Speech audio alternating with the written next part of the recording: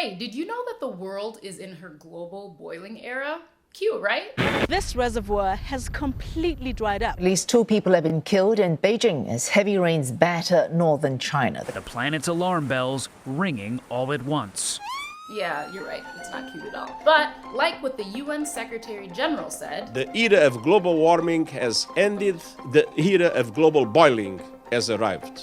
so there's a lot of extremely extreme heat going on right now. Several climate records have been broken in the last month alone, and not in a good way. Throughout this video, I'll be answering questions like, why is the sea as hot as a bathtub? Is this the warmest the planet has ever been? And is it all caused by climate change? We're gonna look at what's going on right now and what is causing it. So that when you're having that dinner table debate with your friend, uncle, pet about climate change, you'll have the facts that you need to make your argument like an actual climate scientist. Now, July has seen heat waves across several parts of Europe, the US, and China.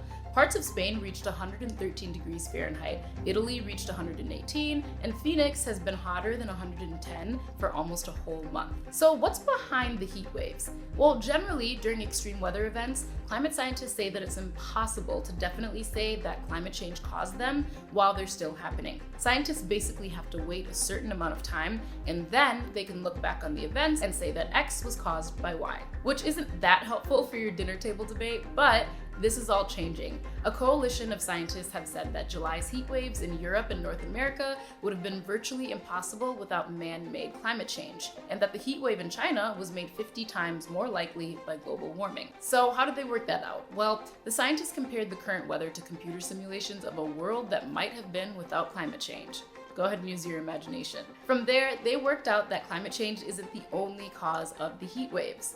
Weather patterns like El Nino play a role, but it's an essential part of it because natural causes alone couldn't lead to that level of heat. The research isn't peer-reviewed yet, which is where other scientists look at the research and say, yep, well, this looks legit. But experts say that the research was carried out using the right methods and by scientists whose work is very respected. So, next question. Is this the hottest the world has ever been? 2 major climate authorities are reporting that July 2023 was the hottest month in history. The temperature for the first 3 weeks of July averaged 62.51 Fahrenheit. Before that, the record was 61.93 Fahrenheit. In climate science terms, that is a big jump. Records only go back to 1940, but scientists say that this month's temperature is almost certainly the hottest the planet has seen in over 120,000 years. They work that out by looking at things like tree rings and coral reefs. And it's not just land that's scorching, the oceans are too. Seawater in parts of Florida are literally hotter than a hot tub. Temperatures in Manatee Bay registered 100 degrees Fahrenheit, potentially the hottest sea temperature ever measured. The heat has bleached some of Florida's coral reefs, which is when algae is expelled and they lose their bright color.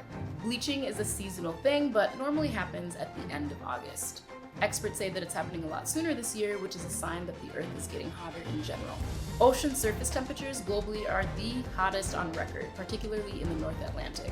In April, temperatures there reached levels not seen since satellite reports started in 1979.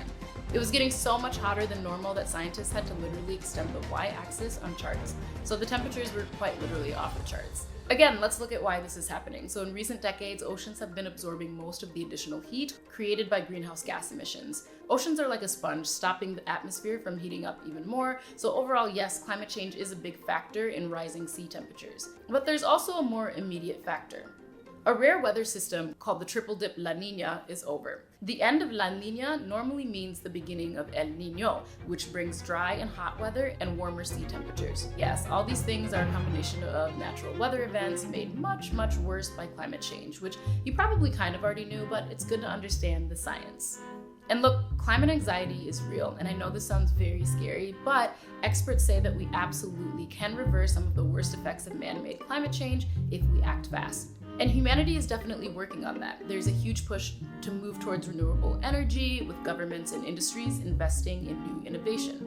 A lot remains to be done, and change is slow, but people are pushing to make it happen. So let's return to the head of the UN. You remember this guy? The era of global boiling has arrived. So he also said this. We can still stop the worst, but to do so, we must turn a year of burning heat into a year of burning ambition and accelerate climate action now.